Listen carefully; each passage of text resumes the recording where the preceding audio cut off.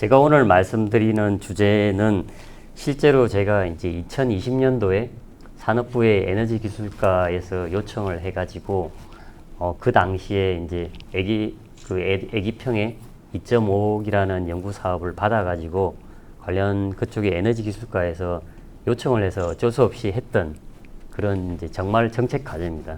이게 뭐 이 연구 결과가 저기 이제 10월 달에 이제 국정감사 그때도 쓰이고 했었습니다. 그래서 제가 이제 이게 어떻게 보면 좀 주제가 너무 뎁스 있게 가면 안 될 것 같아요. 오늘 오신 분들의 그 청중에 이제 연배도 많으시고 해서 좀 제가 이제 이런 게 있구나 정도만 그냥 알고 가시면 좋을 것 같아요. 예, 제가 말씀을 드리겠습니다. 일단 이제 이제 연구 내용은 이제 들어가기 전에 제가 이제 원래 아까 말씀드린 것처럼 산업부에 관련되어 있는 국가 에너지 기술 개발 계획 수립하는 일을 주로 했고요. 그 중에서 1차 에너지 기술 개발 계획을 할 때는 이제 총괄 실무를 했고요. 2차 에너지 기술 개발할 때는 제가 과제 책임자였습니다. 그리고 이제 애기평에서 3차를 건너뛰고 4차를 했었거든요. 4차 에너지 기술 개발 계획 수립을 할 때는 제가 이제 총괄 자문위원 그런 역할을 했었습니다. 그리고 뭐 저는 이제 기술 정책, 기술 경영 이런 걸 했을 거예요. 그러니까 학부는 예를 들면 산업공학이고 석사도 산업공학이고 박사는 이제 기술 경영 전략 이런 거를 했었습니다. 그리고 이제 연구소에서 근무를 하다가 2015년도에 하버드의 케네디 스쿨에 이제 1년 정도 연가를 갔다 왔습니다. 그리고 계속 연구소에서 근무하고 있는 상황입니다. 오늘 말씀드린 주제는 이게 이제 기술 분류 체계, 산업 생태계, 기술 수준을 왜 얘기를 할까 하실 수 있는데 실제 이제 정부의 이제 요즘 에너지 R&D를 기획할 때는 어떻게 하는 프로세스냐면 그 산업부에는 프로그램 디렉터가 있습니다. PD라고 하거든요. 그러면 에너지 기술 수소, 연료전지, 태양광, 풍력, 그다음에 스마트 그리드 이런 식으로 이제 그 담당하는 PD를 따로 정해놨습니다. 전문가를. 그리고 그 전문가들이 이제 중심으로 해당되는 에너지 기술을 연차별로 기획을 하거든요. 그럼 그런 기획된 그 과제의 탑다운으로 기획되면 이런 기획된 과제의 리스트를 가지고 이제 에너지 기술과 산업부에서는 이제 검토를 해가지고 의사결정을 하는데 실제로 PD들 입장에서는 이건 태양광 PD다, 연료전지 PD다 하면 본인들이 봤을 때 굉장히 중요하다. 그래서 사업을 보내야 된다고 이제 부처에다 얘기를 하면 부처 공무원들 입장에서는 이게 맞는지 안 맞는지 이 구분이 안 됩니다. 그래서 이제 산업부에서 요청한 게 뭐냐면 R&D를 아무리 열심히 하더라도 그 R&D 결과물을 받아갈 수 있는 기업이 있느냐, 기업이 없으면 R&D 해봤자 의미가 없지 않느냐. 또 저희는 아시겠지만 내수 산업이 포커스 된 게 아니고 수출 위주로 가는 그 형국이라서 결국은 관련 기업들이 그 기술을 받아서 수출을 할 수 있느냐 이런 게 굉장히 중요하거든요. 그래서 그런 측면에서 해당 기술별로 그 산업 생태계가 어떻게 되느냐, 기술별로 투자 현황이라든지 기업이 어떻느냐, 그리고 기술 수준이 어떻느냐. 예를 들면 태양광 같은 경우에 기술 수준이 선진국랑 대등해요. 한 90% 이상이에요. 근데 R&D 하는 그 PD 입장에서는 계속 아이템이 많이 나온단 말입니다. 그러면 그 90 몇 프로라는 기술 수준에서 태양광에 예를 들면 원료 기술이 있을 거고 시스템 기술이 있을 거고 그 다음에 태양광 이제 폐기물이 나오니까 리사이클링 하는 그런 기술이 있단 말이에요. 그러면 정부 입장에서는 기술 수준이 제일 낮은 게 도대체 어디냐 그런 부분을 좀 파악해가지고 그 부분을 좀 더 R&D를 더 포커스해야 되는 거 아니냐 이런 맥락에서 이 과제가 출발을 했습니다. 예. 그래서 아까 말씀드린 것처럼 이제 에너지가 여기 지금 보시면 기후 위기 문제는 에너지다 할 정도로 에너지가 굉장히 중요한데 에너지가 뭐 아시겠지만 국방처럼 굉장히 뭐 디폴트로 기저에 굉장히 중요한 소스이기 때문에 앞으로 가면 갈수록 중요해질 것 같고요. 2050년도까지 뭐 아시겠지만 Sustainable Development라고 해서 지속 가능 발전을 하기 위해서는 결국은 기저에 되는 게 에너지다. 그런 맥락에서 봤을 때는 이 에너지 시장이라는 게 앞으로는 계속 성장할 수밖에 없다. 다만 이제 조금 아쉬운 거는 지역 소멸 시대에 지금 있단 말이에요. 그래서 사실 이제 저희 같은 경우에는 서울이나 수도권에 경기도 쪽에 관련되어 있는 핵심 산업이나 플레이어들이 다 그쪽에 집중되어 있기 때문에 뭐 차제에는 모르겠습니다. 지방 분권 시대가 될지 아니면 뭐 지방 중심의 메가 도시가 될지 예를 들면 뭐 충청도 같은 경우에 그냥 예를 들면 대전이라든지 뭐 세종이라든지 뭐 그다음 그 관련 공주라든지 그런 지역을 싹 다 묶어 가지고 하나의 뭐 충청 메가시티 여기 전북 같은 경우에는 익산이나 뭐 전주라든지 또 관련되어 있는 커다란 메이저 도시를 다 묶어 가지고 뭐 전북 메가시티 이런 식으로 앞으로 가야 되지 않을까 그런 부분을 또 많이 생각하고 있거든요. 근데 이제 어쨌건 메가시티로 가기 위해서도 제일 중요한 게 에너지이기 때문에 에너지가 앞으로 굉장히 주목을 받을 수 있다. 그리고 이제 투자자 입장에서 봤을 때는 에너지가 굉장히 앞으로 크니까 뭐 어느 정도의 시드가 있다고 하면 투자할 가치가 굉장히 높다고 그렇게 보시면 될 것 같아요.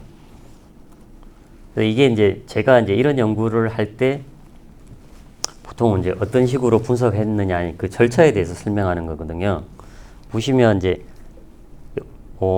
사례 분석이라든지 뭐 기존에 이제 어떤 걸 가지고 뭐 조사 계획을 만들고 그다음에 관련되어 있는 시장 분석을 하거든요. 시장 분석을 하고 이거 관련되어 있는 뭐 논문이나 특허라든지 어떤 정량적인 분석을 합니다.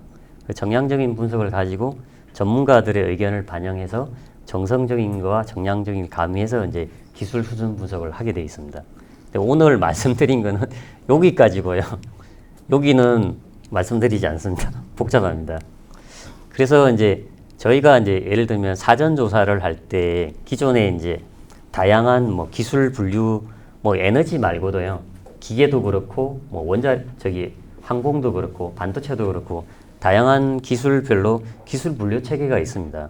그렇다고 하면 그런 기술 분류 체계를 어떻게 브레이크다운 해가지고 잘 세분화시켜가지고 분석할 건가 그런 부분에 대해서 이제 어떤 이제 뭐 집을 말씀드리면 집 지을 때 프레임을 뼈대를 잘 만든다고 보시면 되고요. 촘촘하게 분석하기 위해서 기술 분류를 어떻게 기존에 있는 기술 분류를 따르지 않고 새로운 기술 분류 체계를 좀 만들자. 그런 맥락에서 이 과제를 좀 다르게 어프로치를 했습니다. 그리고 이제 그런 걸 가지고 할 때 이제 산업 생태계라든지 기술 수준 분석에다가 적용을 하자. 이제 사실 이제 그 전에는 뭐 기관별로 뭐 산업부의 에너지 기술 분류 체계, 과기부의 에너지 기술 분류 체계, 환경부의 기술 분류 체계 다양하게 있었습니다.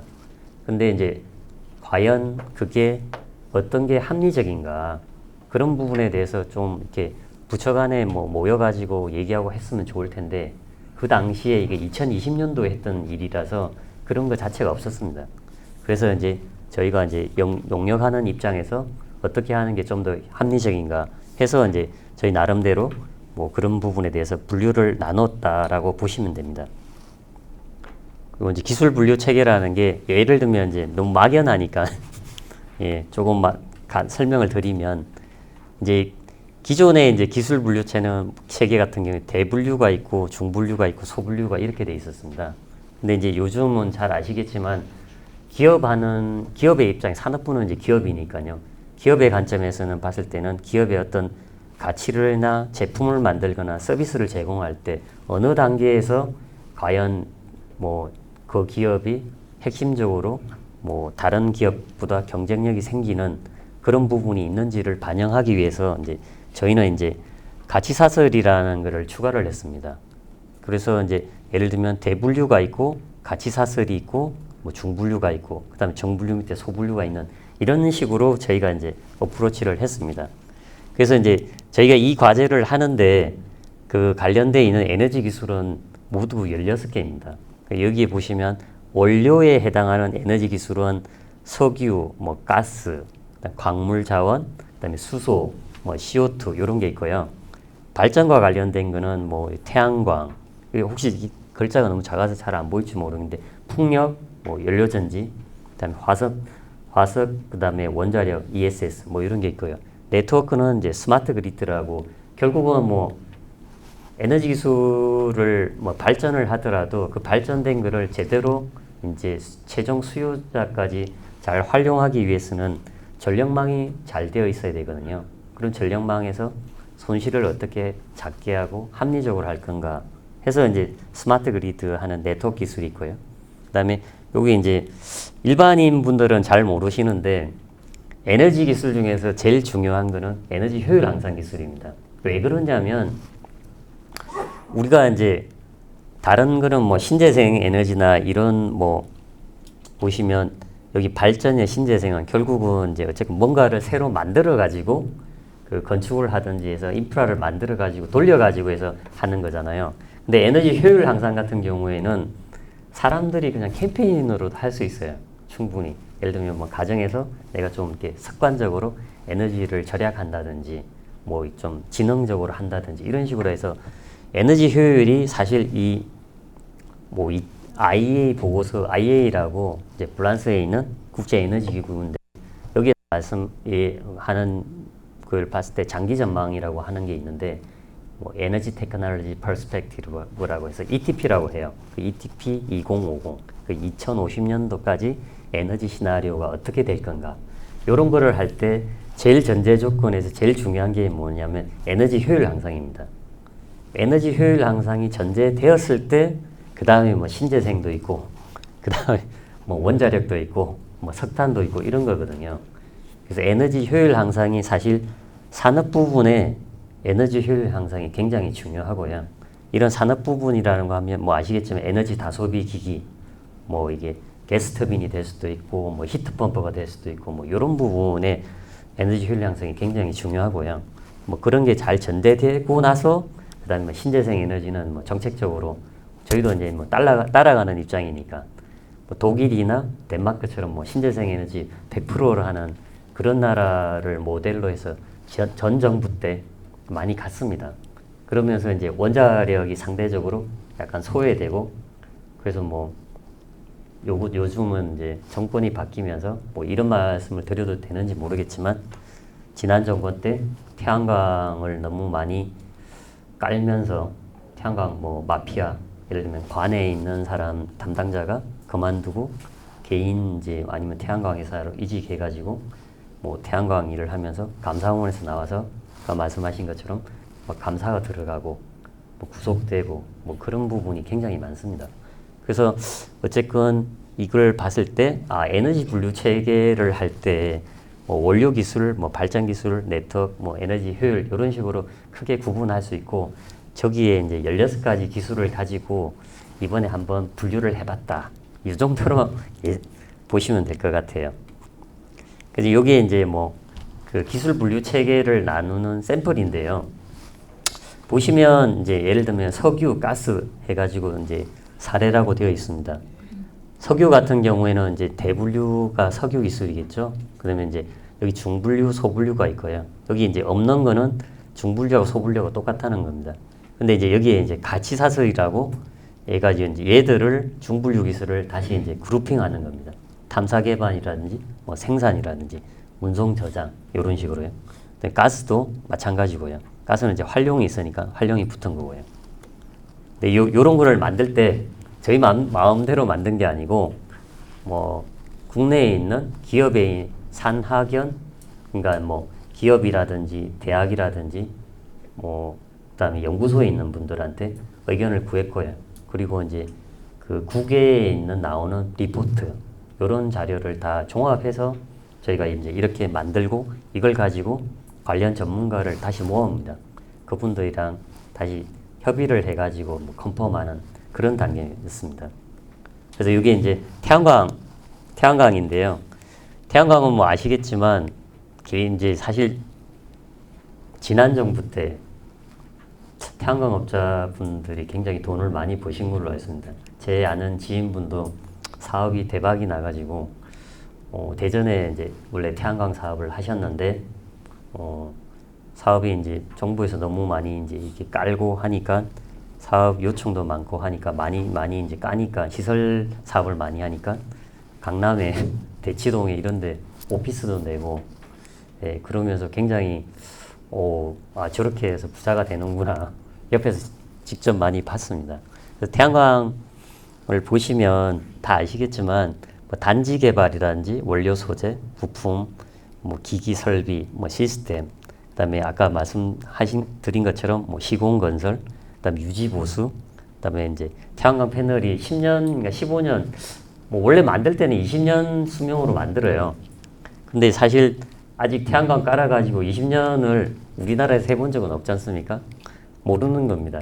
10년 안에 어떻게 될지. 다만 이제 뭐 기업 중에 저기 군산에 있는 태양광 폐배터리 리사이클하는 성일 하이텍이라고 있는 걸로 알고 있는데요.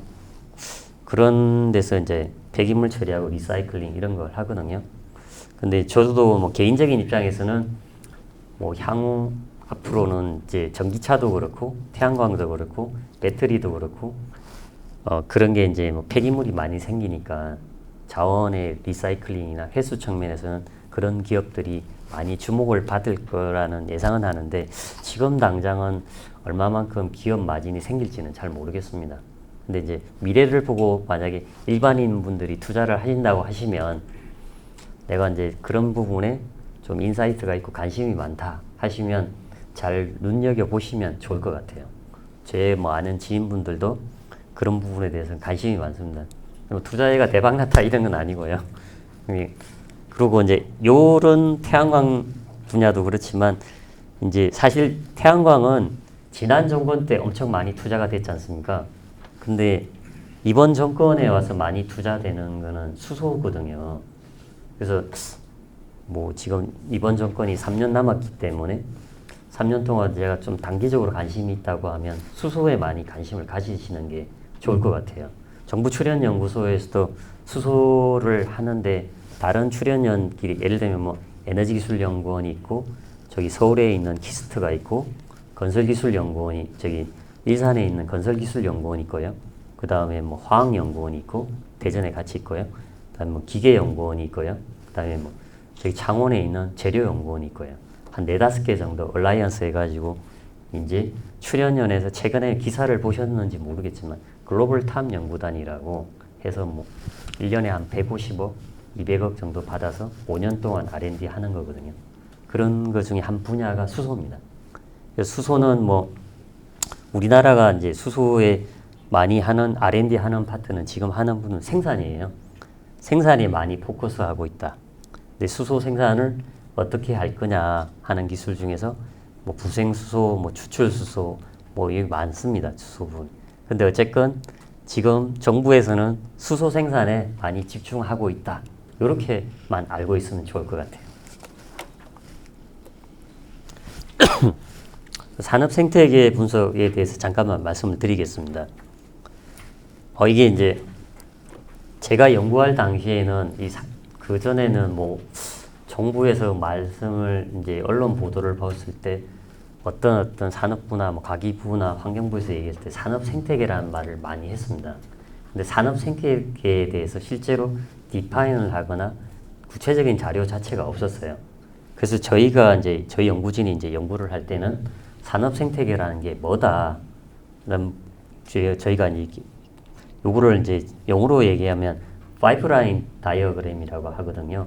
그래서 요거를 이제 저희가 이제 연구를 할 때 새로 저희가 디파인을 했을 거예요.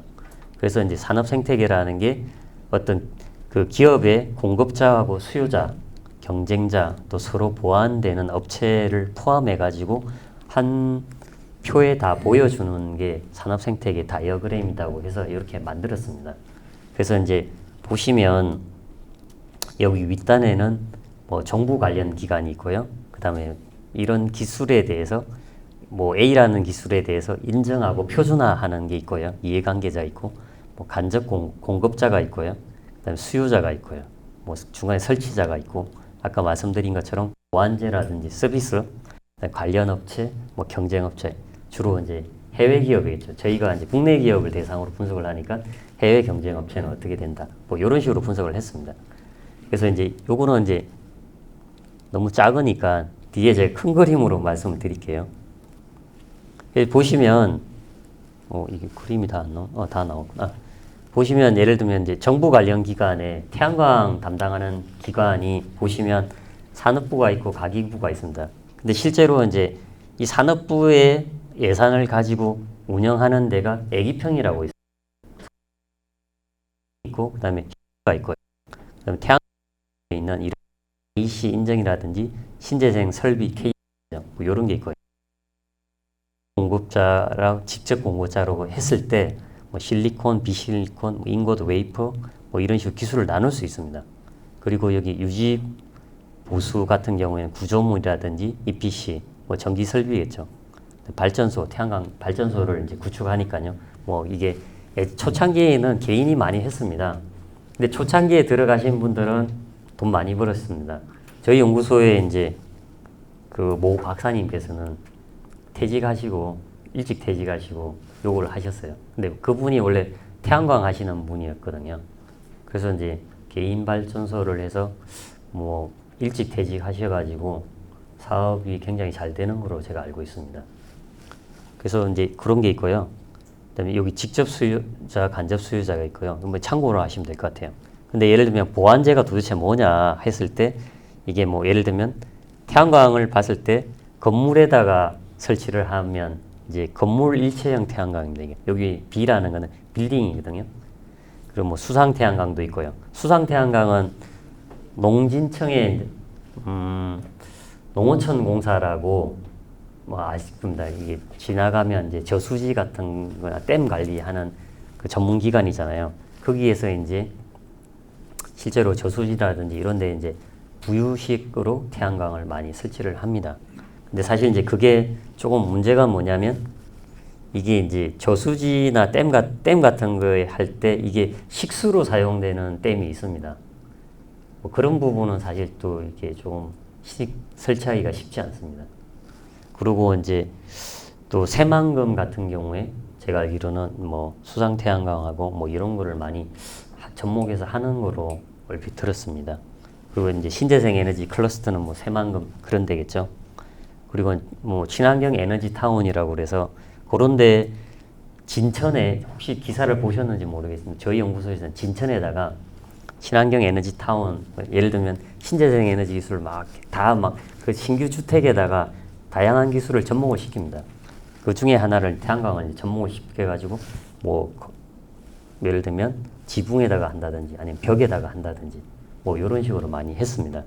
스마트팜, 뭐 스마트시티. 스마트팜은 아시겠지만 비닐하우스 그런 데다가 실제 농사에다가 실제로 태양광을 쫙 깔아가지고 그 전기를 가지고 돌리면서 이제 실제 운영비를 절감하고 겨울에 따뜻하게 하고 뭐 여름에는 또 시원하게 하면서 농작물의 어떤 최적 조건을 따가지고 그 온도를 조절을 잘 한다든지 뭐 이런 식으로 많이 합니다. 그 스마트 시티는 아까 제일 처음에 말씀드린 제가 메가시티 앞으로 진짜 지방 소멸이 되면서 사실 뭐 어떻게 할지 모르겠지만 정말로 이제 그 관련돼 있는 그 지역의 다양한 도시들이 하나로 이제 행정권이 통일이 된다고 하면 뭐 그런 거에 스마트 시티 뭐 이런 부분에서 태양광이 많이 역할을 할 수 있다. 여기 이제 프로슈머라는 개념은 아시죠? 그러니까 여기 지금 4강까지는 잘 들으셨으니까 분명히 여기 에너지 사업 하시는 지난번 강의에서 프로슈머를 얘기하셨을 것 같은데 프로슈머는 말 그대로 그겁니다. 제가 이제 예를 들면 집에다가 예를 들면 아파트에다가 뭐 태양광을 베란다에 설치를 합니다. 해서 이제 전기를 이제 남으면 그 남은 전기를 이제 집에서 쓰고 나서 남은 전기를 이제 실제로 팔 수 있는 겁니다. 팔아가지고 뭐 개인이 이제 에너지를 팔고 거래를 할 수 있는 개념이 프로슈머라고 보시면 될 것 같습니다. 그 가상 발전소는 그 Virtual Power Plant라고 해서 아까 말씀드린 이제 뭐 그런 전기를 가지고 그리드에 어떻게 잘 스마트하게 물릴 건지 뭐 그런 거라고 보시면 되고요. 그래서 태양광이 사실 여기 보시면 태양광의 제일 바틀렉은 태양광이 이제 해가 24시간 동안 떠 있지 않지 않습니까? 예를 들면 뭐 날씨가 안 좋을 수도 있고 그다음에 뭐 일조량이 좋은 시간은 한정되어 있으니까 그러면 이제 변동성이 굉장히 많으니까 뭐 풍력도 마찬가지고 다른 신재생 에너지들이 또 재생에너지죠. 재생에너지들이 갖고 있는 가장 큰 바틀렉을 커버할 수 있는 게 그 배터리 기술이고요. ESS. 그래서 다행히 저희 예를 들면 나라의 관점에서 봤을 때는 이런 배터리 기술을 잘 할 수 있는 반도체는 삼성전자가 제일 플레이어지 않습니까? 키 플레이어고 뭐 자동차는 현대자동차.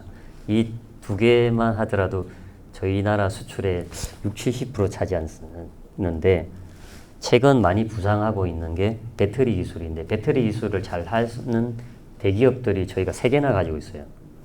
뭐 삼성 SDI, 그다음에 LG 에너지 솔루션, LG 에너지 솔루션이 제일 크고요. 그다음에 SK 온이라고 아직 상장은 안 됐지만 SK 이노베이션인가 뭐 그럴 겁니다. 근데 이제 그런 3가지 기업이 저희가 뭐 저희 나라에 있고 그런 키 플레이어가 있는 상황에서 신재생 에너지를 할 때 만약에 배터리를 잘 하는 플레이어까지 있으니까 정부 입장에서 봤을 때는 굉장히 매력적인 R&D 투자 분야가 될 수 있다는 거죠. 예. 그리고 이제 뭐 개인적인 입장에서 주식이나 이런 데 투자에 관심이 많으신 부분은 있다고 하면 배터리 기술에 대해서 조금 관심을 잘 가지시고 하시는 게 좋을 것 같아요. 지금 잘 아시겠지만 11월 달 되면 미국에 이제 대선이 됩니다. 근데 지금 뭐 바이든하고 트럼프가 난리지 않습니까? 근데 저도 뭐 예단하기는 어렵지만 만약에 트럼프가 된다고 하면 뭐 그간에 했던 친환경차나 이런 수소차나 친환경차는 조금 힘들 수 있습니다. 그 신재생 에너지는 조금 상대적으로 왜냐하면 트럼프 같은 경우에는 뭐 석유 같은 천연가스 이런 부분에 굉장히 관심이 많습니다. 그리고 이제 트럼프 입장에서는 뭐냐면 미국에 이제 셰일가스라고 이제 옛날에는 그 셰일가스를 이제 뭐 그 뭐 석탄하고 석유 이제 채굴 함으로 해가지고 하면서 이제 경제성이 없어가지고 이제 가스를 채굴을 안 했어요. 근데 기술은 있어요. 근데 어느 정도 유가만 받쳐주면 뭐 채굴했을 때 경제성이 있거든요. 그러면 이제 미국 입장에서는 뭐냐면 자기들이 산유국이 될 수 있어요. 무슨 얘기냐면 셰일가스가 엄청 많으니까 그 셰일가스를 러시아가 아시겠지만 저기 뭐 유럽 쪽에다가 천연가스를 다 공급하고 있지 않습니까? 전쟁이 일으키면서 뭐 자기 좀 마음에 안 든다 하면 유럽에 안 보내겠다 뭐 이렇게 위협하고 있지 않습니까? 근데 이제 트럼프 입장에서는 전략적으로 우리도 산유국이야. 우리도 천연가스하고 석유 다 수출할 수 있어. 그러니까 그런 부분에 대해서 이제 트럼프가 원래 재임했을 때 그런 전략을 많이 갔어요. 근데 아마 만약에 진짜 트럼프가 만약에 재선이 된다고 하면 아까 말씀드린 이런 ESS 같은 신재생 에너지 기술보다는 화석 에너지 쪽에 더 많이 포커스해서 할 수도 있습니다. 뭐 그런 부분은 트렌드가 어떻게 되는지 한번 잘 살펴보시면 좋을 것 같아요. 저는 이제 개인적으로 뭐 이제 이런 마켓이라든지 기술 트렌드를 할 때 결국은 이게 그 국제적인 정세에도 좀 파악을 해야 어떤 방향으로 R&D를 가는 게 맞다. 뭐 이런 말씀도 저희가 뭐 드릴 수 있거든요. 그래서 전반적으로 다양하게 뭐 지금 다들 연배가 있으시니까 신문이라든지 이런 거에 관심이 많지 않습니까? 그래서 그런 부분에 대해서 하시면 에너지 쪽의 신문을 보실 때 이런 국제 정세가 앞으로 어떻게 판이 짜여질 건지 그런 부분을 좀 관심 있게 보시면 뭐 또 재밌는 일이 생길 수 있습니다. 예. 그래서 아까 제가 말씀드린 것처럼 이 샘플인데요. 경쟁업체라는 게 여기 이제 태양광 경쟁업체들이 쫙 있어요. 근데 중국이 원탑이에요. 중국이 엄청 잘합니다. 여기 뭐 이 태양광도 마찬가지고 뭐 배터리도 중국이 1등입니다. 그리고 이제 최근에 이제 중국에서 이제 전기 자동차를 한국에 뭐 인정받아서 판다는 판매 예정이라고 들었습니다. 굉장히 쌉니다, 차가. 그리고 성능도 굉장히 좋아요. 그렇게 되면 정말 소비자 입장에서는 뭐 현대나 기아를 맨날 사야 되는데 선택할 수 있는 옵션이 하나 더 많아지지 않습니까? 중국이 굉장히 전략적으로 이 시장에 들어오고 있다. 그래서 중국도 좀 눈여겨 보시는 게 좋을 것 같습니다.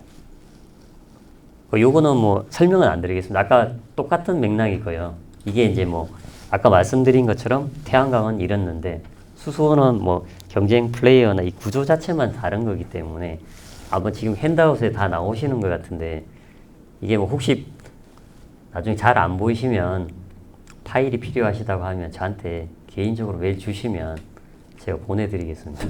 예. 요건 원자력인데요.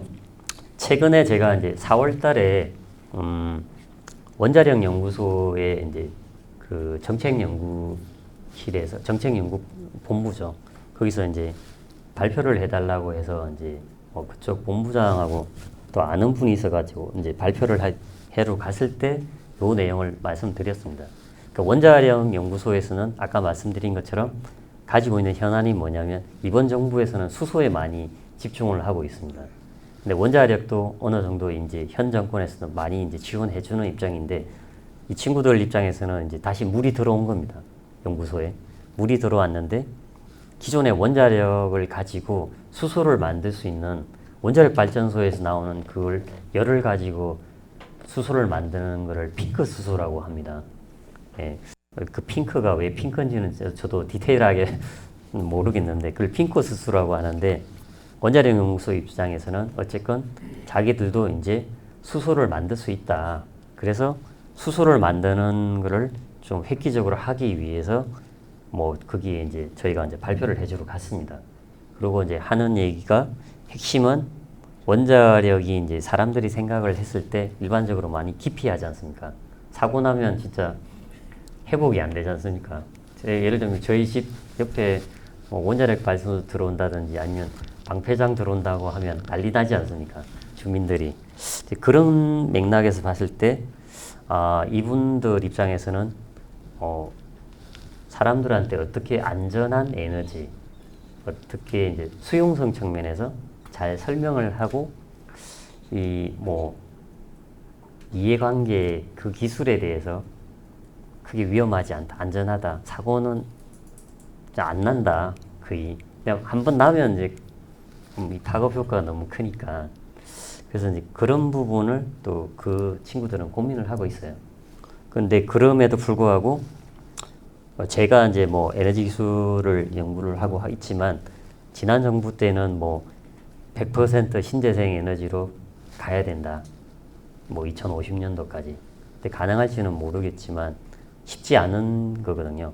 만약에 그게 가능하다 하더라도 2050년도까지 신재생 에너지 중심으로 발전 부분이 뭐 가려고 하면 원래 이제 지금 보시면 아시겠지만 뭐 석유가 한 30%, 뭐 석탄이 한 35%, 원자력이 한 27%뭐 하고 나머지는 신재생 에너지 하는 게 한 5%밖에 안 돼요. 예. 그리고 다 동남아나 이런 데 뭐 쪽에 이제 신재생 에너지 많이 하는 나라는 수력이 있잖아요. 수력이 굉장히 잘 돼 있어요. 걔들은 뭐 이렇게 뭐 강이 굉장히 크고 뭐 또 뭐 폭포가 있다든지 자연적인 여건을 잘 이용하는데 저희 나라가 뭐 또 그렇게 잘 되어 있는 건 아니거든요. 근데 이제 정부 입장에서는 어쨌건 신재생 만약 100% 가려고 한다 하더라도 원자력은 어찌되었건 간에 뭐 이게 사고가 안 난다는 가정하에 2050년도에는 뭐 정말로 100% 신재생을 하더라도 그 과도기에는 원자력이 계속 가야 되거든요. 그래서 일반인 분들이 그런 부분에 대해서 조금 뭐 원자력 필요 없어. 환경단체에서는 그 말씀 충분히 하실 수 있지 않습니까? 100% 신재생 에너지 바로 들어가면 돼. 보조금 많이 줘가지고 하면 돼. 하지만 그게 쉽지는 않다. 예. 그래서 어느 정도 원자력에 대해서는 얘가 그래도 기저부하로서는 중요한 역할을 할 수 있다. 그렇게 판단해 주셨으면 좋을 것 같습니다. 저는 사실 저희 연구소는 원자력 빼고 다 연구해요. 그렇기 때문에 어떻게 보면 저희랑 뭐 경쟁 관계예요. 그 원자력 연구소가.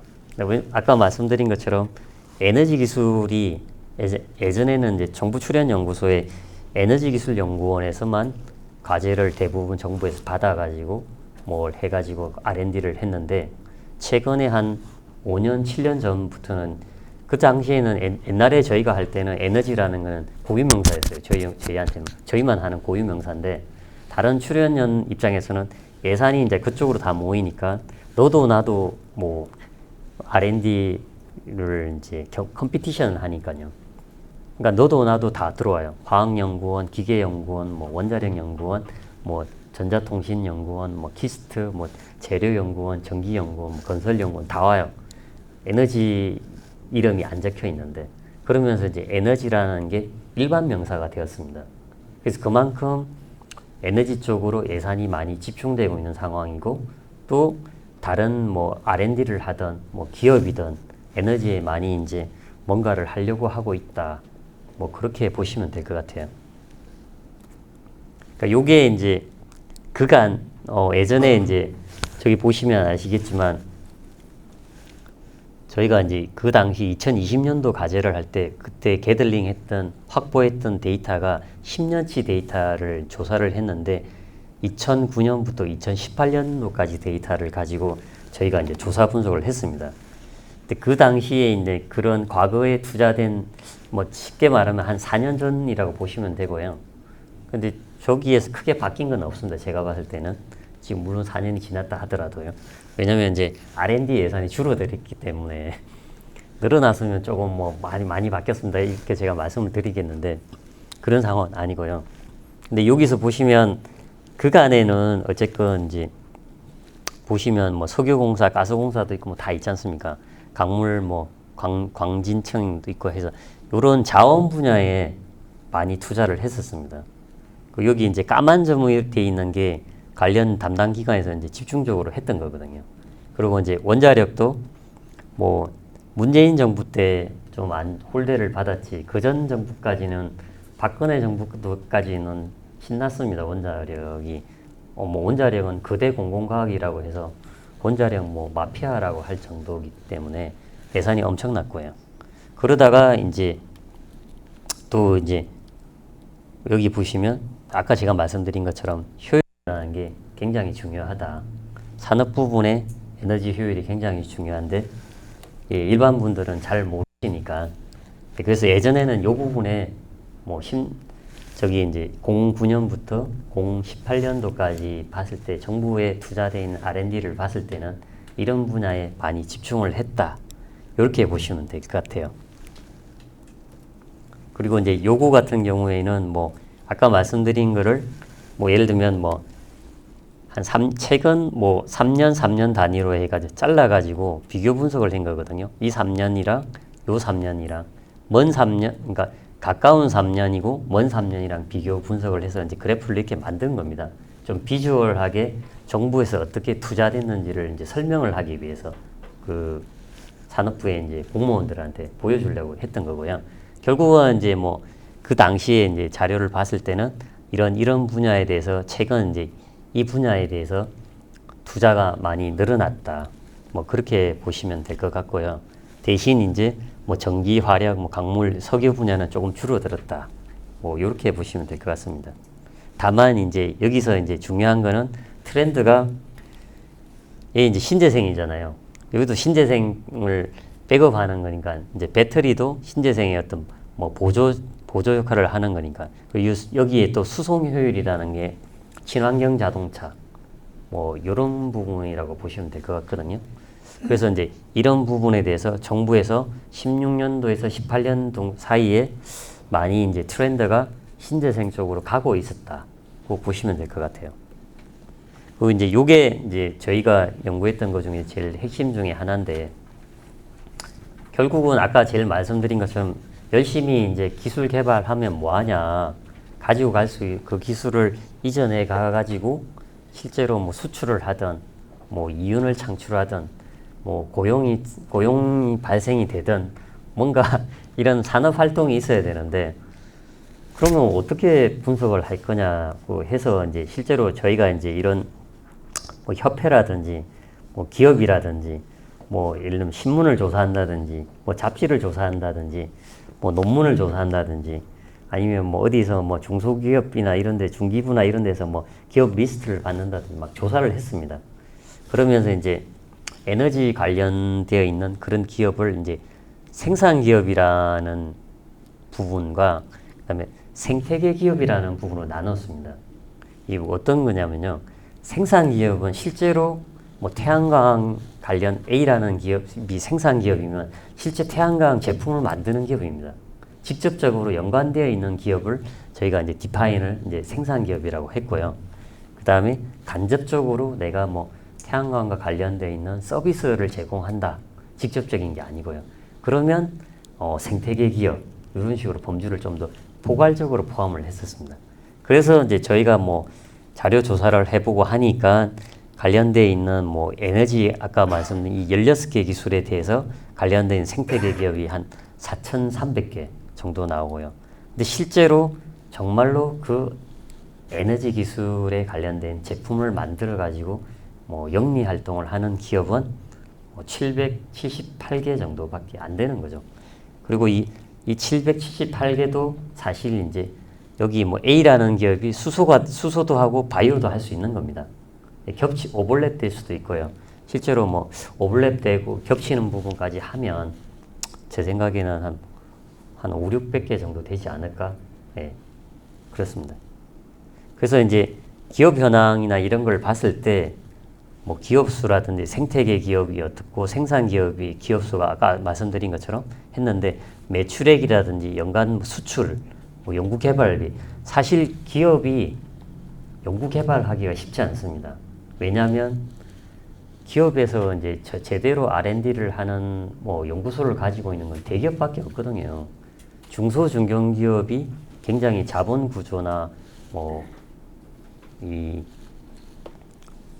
돈이 이제 투자되고 회수되는 이런 구조 자체가 열악한데 그걸 가지고 뭐 예를 들면 매출이 100억이 생겼는데 실제로 뭐 이익은 한 20억 됩니다. 20억을 가지고 R&D에 과연 투자를 얼마만큼 할 수 있을까요? 제가 봤을 때는 거의 어렵습니다. 제가 이제 중기부에 그 뭐 자문위원도 했었는데 에너지 쪽에요. 실제로 가보면 거기 오는 이제 중소 중견기업 그 사장님들 얘기로는 정부에서 자기들이 예를 들면 기술이 없으니까 정부 출연 연구소나 대학이라든지 뭐 그런 데서 기술을 가져올 테고 그다음에 뭐 라이센스, 특허 같은 라이센스를 받아올 테니 R&D를 좀 많이 지원을 해달라. 그러면 이제 완성된 제품에 가까운 조금 한 1, 2년만 할 수 있는 그런 R&D를 많이 해달라고 하거든요. 근데 물어봤어요. 개발하시고 나서 이제 돈 많이 버시면 연구하실 거냐고. 그건 아니다. 네. 왜냐하면 팔아봐야 되는데 팔았을 때 이게 매출 대비 뭐 이익이 얼마만큼 생길지도 모르고 또 이제 국내에 있는 에너지 시장 같은 경우 정부가 뭐 주도하는 시장이거든요. 예를 들면 미국이나 일본 같은 경우는 민간 섹터에서 이제 주로 주도하는 시장인데 저희는 정부가 주도하는 에너지 시장이기 때문에 어떻게 보면 대부분 정부의 인센티브, 뭐 보조금 이런 거를 많이 받아가지고 기업들이 많이 살아가거든요.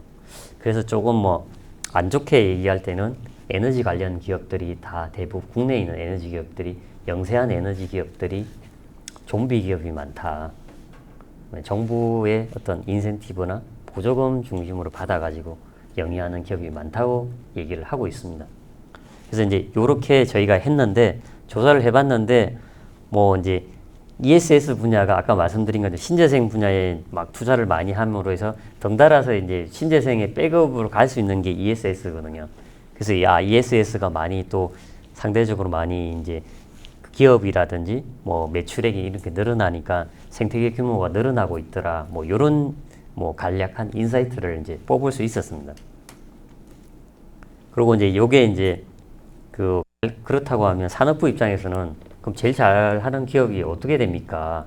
좀 조사를 해달라고 했습니다. 그래서 저희가 뭐 뭐 석유, 가스, 광물 뭐 이렇게 관련돼 있는 잘하는 기업, 뭐 태양광, OCI도 있고 뭐 풍력, CS 윈드. 혹시 CS 윈드 아세요? 네, 이 엄청난 회사입니다. 예전에 제가 이제 2020년도에 아까 연구를 했다고 했지 않습니까? 2020년도에 3월쯤에 코로나가 왔습니다. 코로나가 와가지고 그 당시에 이제 저는 이제 이 연구만 했지 이거를 이제 주식 살 생각은 못했습니다.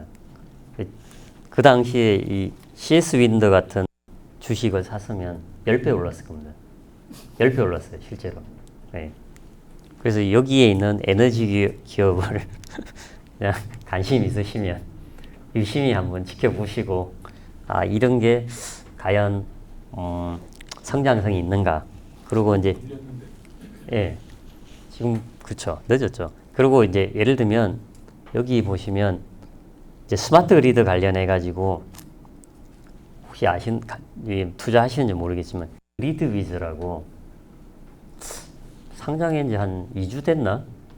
네, 모르겠습니다. 자세히는. 제가 얼마 전에 이제 그리드 위즈 사장을 제주도에서 만났습니다. 네. 그래서 이게 이제 요즘 핫한 게 뭐냐면 신재생 에너지를 하는데 과거의 트렌드는 뭐냐면 뭐 발전소를 막 해안가에 많이 크게 짓는다든지 이런 걸 많이 했는데 지금은 이제 그런 부지도 없고 또 이제 그 동네에 있는 주민분들이 싫어합니다. 그래서 쉽지 않습니다. 그러니까 이제 신재생 에너지를 작은 소규모로 분산 발전 형태로 뭐 커뮤니티라든지 아니면 마을이라든지 아니면 어떤 산업단지라든지 그런 데다가 적용해 가지고 많이 하려고 하거든요. 근데 그때 할 때 이제 그 마이크로 그리드, 이게 작은 그리드죠. 소규모 이제 전력망을 가지고 주로 이제 그걸 EMS 에너지 매니지먼트를 좀 더 스마트하게 하고 하는 게 이제 어디였지? 네. 요런 회사입니다.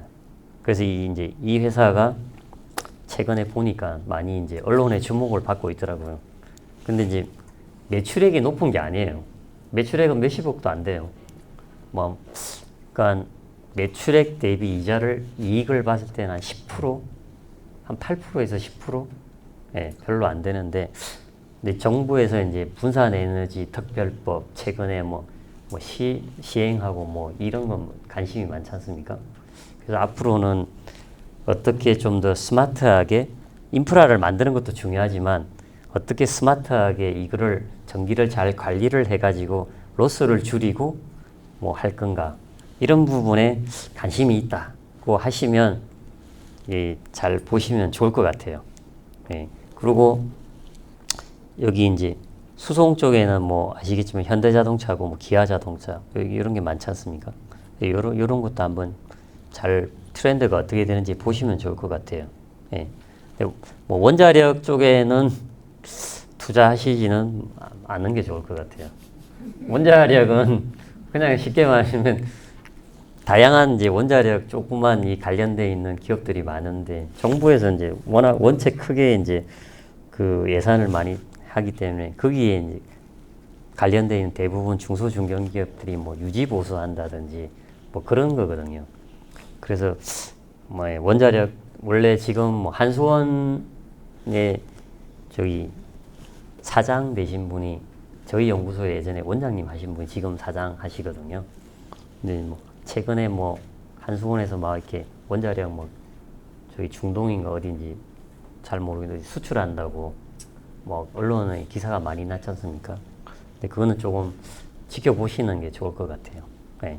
근데 제가 만약에 이제 이런 매출액 기준으로 뭐 개인적으로 제가 뭐 에너지 쪽에 오늘 이제 이게 이 시민융합학교에 이 한 달간 주제가 에너지니까 다들 모이신 분이 아 에너지 정말 관심이 많다 이렇게 생각을 하시면 정부 입장에서 아까 말씀드린 것처럼 수도 많이 지금 정부 예산에 투자가 되고 있고 그 다음에 이제 ESS 이쪽에 많이 투자가 되고 있거든요. 그리고 뭐 분산에너지 특별법 뭐 이런 거 관심이 있으니까 결국은 뭐 이런 거 관련해서 한전이라든지 뭐 전력망 관련돼 있는 이런 데 쪽 보시면 될 것 같아요. 근데 사실 이제 이 태양광하고 풍력은 너무 많이 투자돼 가지고, 그리고 이제 여기 뭐 중국, 그러니까 태양광은 중국 업체들이 굉장히 많이 들어와 있어요. 그러니까 많이 들어와 있다는 게 어떻게 보면 시설물 같은 경우에 굉장히 이제 국산으로 하는 것보다는 가격 경쟁력도 있고, 봤을 때 시공업자의 입장에서는 크게 문제되는 건 없다. 그래서 태양광도 많이 투자되어 있는 상황에서 추가적으로 제가 봤을 때는 크게 앞으로 이 태양광 산업이 생각했던 만큼 많이 크지는 않을 것 같아요. 이미 세츄레이트 되지 않았나는 그런 생각을 해보고 조심스럽게요. 풍력 같은 경우에는 요즘 이제 해외 기업들이 많이 들어옵니다. 국내 예를 들면 이런 회사들이 대부분 태양광, 그러니까 풍력의 제일 핵심은 뭐냐면 터빈하고 블레이드거든요. 터빈은 뭐 쉽게 말씀드리면 뭐 모터 같은 거예요. 블레이드는 이제 날개지 않습니까? 그리고 이제 풍력 자체가 이제 대형화되고, 예전에는 육상 풍력 중심이었는데 지금은 풍력이 이제 해상 풍력 중심으로 가거든요. 연안에 이런 데 커다랗게 막 지어가지고 하지 않습니까? 네. 그런데 이제 해외 기업에서는 뭐 덴마크에 있는 뭐 베스타스라든지 이런데 글로벌 원투 하는 기업들이 우리나라에 이제 풍력에 들어와 가지고 자기들이 운영을 해주겠다. 자기들 기술로. 대신 예를 들면 뭐 30년간 운영할 테니까 거기서 운영했을 때 나는 수익을 자기들한테 어느 정도 개런티를 해달라. 근데 이제 뭐 그런 제안을 많이 하고 있습니다. 그리고 실제로 그런 글로벌 업체들이 와가지고 그런 이제 운영권을 이제 따려고 많이 알아보고 있습니다. 근데 이제 중요한 거는 그 지역, 예를 들면 우리 동네에 풍력이 있다고 하면 그 풍력에서 나는 또 수익이 있지 않습니까? 뭐 태양광 발전도 마찬가지고 그런 수익을 해당 그 지역 주민이랑 이익을 어느 정도 쉐어할 수 있는 수용성 부분도 뭐 굉장히 첨예한 사항이라고 봅니다. 그런 부분이 해결이 안 되면 정부 입장에서 아무리 열심히 뭐 신재생 에너지 2050년도까지 뭐 저희가 뭐 탄소 중립 국가 뭐 이런 걸 하려고 하더라도 실제로 이제 주민들 입장에서는 수용이 안 되니까 기술이 뭐 어느 정도 됐다 하더라도 보급이 안 되니까 달성이 안 되는 그런 일이 생길 수 충분히 있습니다. 그래서 정부 입장에서는 그런 부분에서 제도적으로 어떻게 잘 해결해서 주민들을 잘 달래면서 갈 건가 이런 것도 굉장히 중요합니다. 네. 그래서 요런 기업들의 상황을 잘 뭐 파악하시면 좋을 것 같아요. 그리고 이런 기업들이 내가 사는 지역에 있다. 그러면 더 잘 아시지 않습니까? 네. 지역에 뭐 예를 들면 뭐 여기 뭐 수소 관련 뭐 기업이 어디 있더라. 풍력 관련 기업이 군산에 뭐 어디에 있더라. 이러면 또 훨씬 더 잘 아시니까 예, 괜찮을 것 같아요. 관심을 가지시면. 그리고 이제 기술 수준 분석이라는 게 뭐 잠깐만요. 제가 몇 분 남았죠? 30분. 30분요? 그렇게 많습니까? 한 10분 안에 끝내려고. 예. 기술 수준 분석이라는 걸 말씀을 드릴 건데, 기술 수준 분석이라는 게 아까 이제 앞에서 나온 그런 커다란 기술을 이제 분류 체계를 가지고 정량적인 이런 정보랑 그 다음에 이제 전문가의 어떤 정성적인 그 의견을 참조해서 이제 기술 수준을 크게 분석을 했다라고 보시면 되고요. 뭐 여기에 이제 다양한 어떤 전문가들 몇 명이 이 기술 수준 분석에 이제 참여를 했다. 그렇게 보시면 될 것 같아요. 그래서 이제 분야별로 뭐 다양한 전문가들이 참여했다. 뭐 처음에는 여기 한 300명 정도. 예. 그리고 두 번째 또 한 뭐 290명 정도 했다고 보시면 되고요. 델파이라는 게 있는데 혹시 델파이가 뭔지 아시죠? 델파이라는 거는 처음에 어떤 의견을 받습니다. 그 받은 결과를 가지고 다음에 이제 그 두 번째 연구 그룹을 할 때 1차 결과를 보여줍니다. 그러고 나서 이게 합리적이라고 판단을 하냐, 아니면 이거에 대해서 의견이 있느냐, 이 의견이 있으면 그걸 이제 조정을 해가지고 보완을 하는 겁니다. 네. 그래서 이제 어떤 질의에 대해서 2번 정도 의견을 이제 파인 튜닝한다라고 보시면 될 것 같아요. 기업인 줄 알았어요. 아, 그래요? 기업 아닙니다. 예. 설문조사하는 방법입니다. 예. 그래서 이제 여기서 뭐 보시면 세계 최고 기술은 여기 점으로 되어 있는 게 세계 최고 기술이에요. 기술별로. 그래서 어떤 나라가 세계 최고 기술을 이거 뭐 예를 들면 석유, 뭐 가스, 광물 이런 데는 미국입니다. 아까 제가 말씀드린 것처럼 트럼프가 자기들은 이런 거 지금 잘 해가지고 앞으로 우리는 산유국이야 이런 주장을 옛날에 많이 했거든요. 그래서 얘들이 이런 걸 잘해요. 그리고 이제 수소 같은 경우에는 뭐 유럽하고 미국이 제일 잘하고요. 그 다음에 이제 뭐 연료전지도 미국이 잘하고요. 여기 보시면 쭉 있습니다. 태양광 같은 경우에는 한국하고 중국이 좀 잘합니다.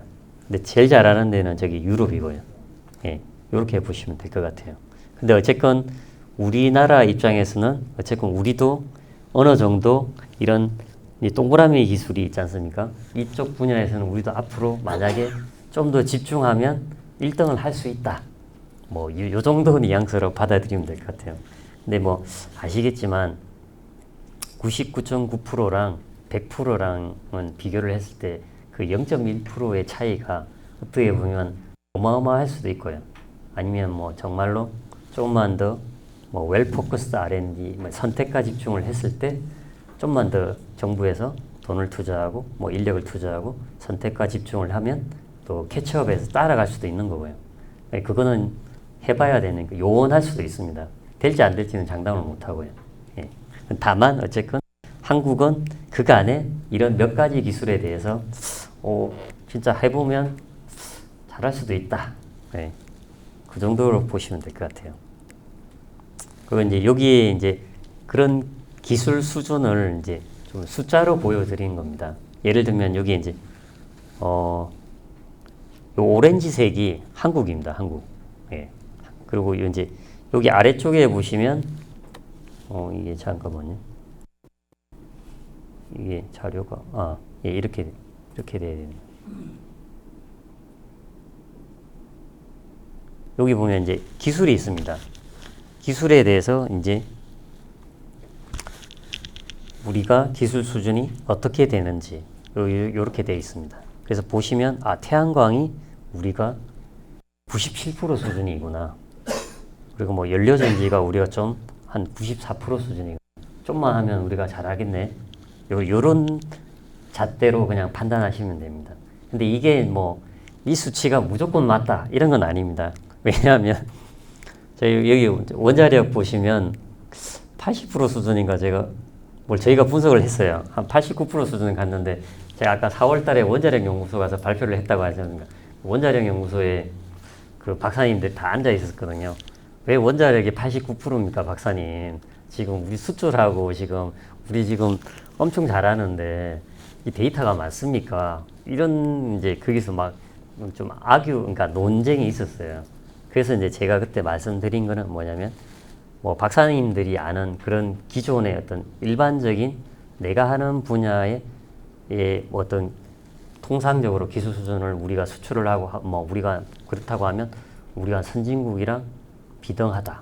우리는 그래도 한 95% 이상이라고 생각할 수는 있지만 이 연구에 할 때 조금 다르게 어프로치한 거는 제가 이제 기술 분류 체계를 좀 다르게 나누었다고 했지 않습니까? 세분화시켜서 그 기술 분류 체계의 뭐 원자력이 예를 들면 4가지 분야로 나눴다고 하면 그 4가지 분야별로 가중치를 다르게 둘 수 있거든요. 예를 들면 4가지 분야가 뭐 가중치가 25%, 25%, 25%, 25% 똑같다고 하면 그 박사님 생각하는 결과가 나올 수도 있습니다. 그런데 만약에 가중치가 다르다고 하면 그 박사님 생각한 결과처럼 95%가 안 나오고 이게 89%가 나올 수 있는 겁니다. 네, 그래서 이제 그런 부분을 조금 설명을 드렸습니다. 그래서 이게 뭐 또 절대적인 수치는 아니다. 그래서 그냥 우리가 이제 계량적으로 어느 정도 뽑아봤을 때 뭐 어느 정도 컨센서스가 될 수 있는 자료를 만들려고 하니 어떻게 하면 좀 더 논리적으로 뭐 체계적으로 만들 수 있을까 해서 이제 뭐 이런 숫자를 만드는 거거든요. 참고 사항입니다. 그래서 이 숫자는 이런 방법으로 했을 때는 이런 수치가 나오는구나 정도로 받아들이시면 될 것 같아요. 그리고 이제 그런 기술 격차를 가지고 이제 이 표로 만드는 겁니다. 기술 격차랑 기술 수준을 가지고. 근데 이제 보니까 이제 요 그룹에 있는 친구들은 이제 정부 입장에서는 이미 잘 하고 있는 친구들이에요. 그러면 정부 입장에서는 여기만 집중해서 잘 할 건지 아니면 여기에 있는 중간 그룹에 있는 애들을 좀 더 어떻게 잘해서 이쪽으로 올릴 건지 아니면 여기에 많이 떨어지는 기술은 앞으로 이제 투자하지 마. 투자할 가치가 없어. 너무 수준 차이가 너무 많이 나. 뭐 이렇게 판단할 수 있는 거거든요. 그래서 이제 그런 맥락에서 이렇게 뭐 그룹핑을 하고 이제 좀 더 시각적으로 보여주기 위해서 이제 이 표를 만든 겁니다. 그리고 이제 예를 들면 수소의 기술 수준을 했는데 아까 제가 말씀드린 것처럼 가치사설이라는 게 들어가 있으니까 중분류랑 대분류 사이에 이제 가치사설이 있으니까 이게 생산, 뭐 운용, 저장, 그 다음에 활용이 있는데 여기 보면 요 숫자가 가중치입니다. 이건 예를 들면 37%, 25%, 뭐 37% 이런 겁니다.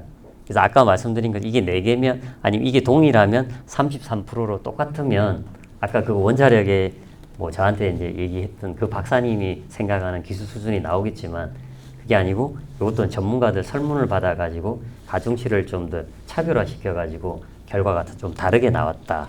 이렇게 보시면 됩니다. 근데 어쨌건 수소를 봤는데 이 밸류 체인 내에서 제일 잘하고 있는 거는 운송 저장을 우리가 제일 잘하더라. 정부 입장에서 봤을 때. 근데 여기가 조금 더 미진하더라. 그러면 차제에 정부 입장에서는 수소가 이미 잘한다, 뭐 못한다 떠나서 좀 더 얘들을 만약에 집중을 한다고 하면 여기에 할 게 아니고 못하는 애들을 좀 더 끌어올려야 되지 않느냐. 이런 식으로 이제 판단할 수 있는 자료를 만든 거라고 보시면 될 것 같아요. 요게 이제 뭐 아까 요 자료가 어떻게 나왔는지를 좀 더 디테일하게 설명했던 이제 수치들입니다. 이 수치들을 평균을 내 가지고 요걸 나오는 겁니다. 예. 그래서 이건 참고 사항이고요. 그래서 나머지도 뭐 석유 기술도 이렇게 나오고, 그다음에 광물도 마찬가지고, 뭐 원자력도 아까 말씀드린 것처럼 원자력연의 모 박사님이 야 우리는 선진국 수준이야. 다 전부 다 98% 돼야 되는데 왜 89% 나왔어요?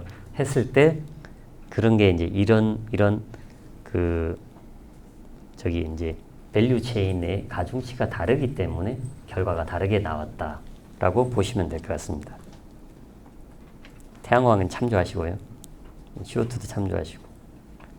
그래서 이제 뭐 제가 이제 마지막 뭐 조금 말씀을 드리면 아마 기사나 이런 데 봤을 때 무슨 산업 생태계라는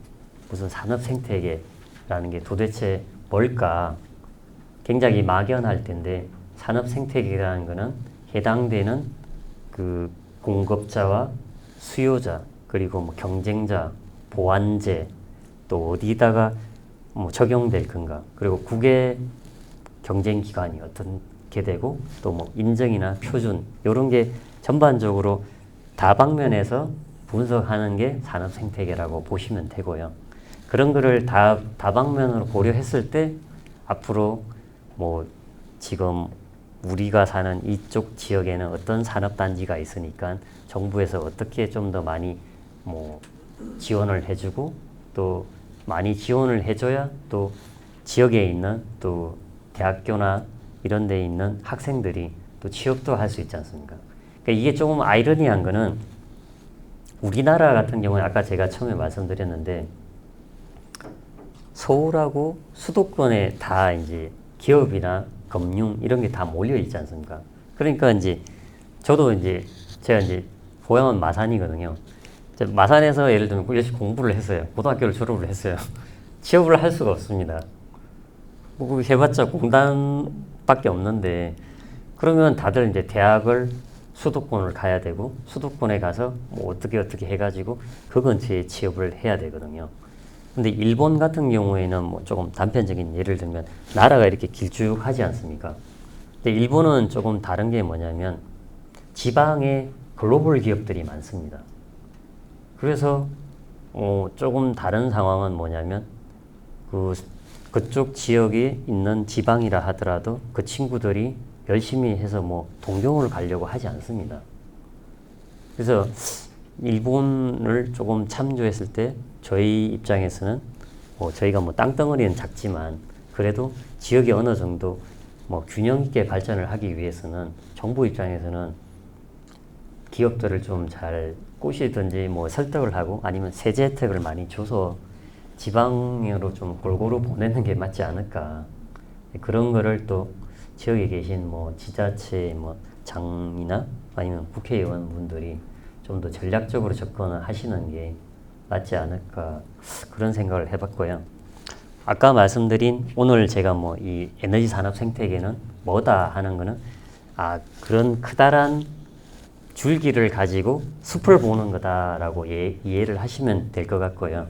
근데 이런 게 이제 어쨌든 정부 차원에서 뭐 좀 주기적으로 분석이 되고 이런 거에 대해서 또 데이터를 일반인들한테 잘 공유할 수 있는 그런 시스템이 잘 갖춰지는 게 중요하다. 뭐 그게 핵심입니다. 그래서 이제 뭐 에너지에 관심 많으신 오늘 이제 참석하신 다양한 이제 업종에 계시겠지만 에너지가 앞으로 이런 식으로 가는구나. 정부에서 맨날 예를 들면 탄소 중립, 뭐 신재생 에너지, 뭐 원자력, 뭐 분산 에너지, 뭐 어떻다고 하는데 실체가 없다. 뭐 이러면 관련돼 있는 그 정보에 대해서 좀 더 많이 공유가 되어 있고 또 그거에 대해서 뭐 관심 있는 분들이 또 이 공유가 된 있으니까 공개한 기관에 요청을 하면 좀 더 궁금한 부분도 해결이 되고 그런 부분이 되면 좋을 것 같아요. 예, 이상입니다.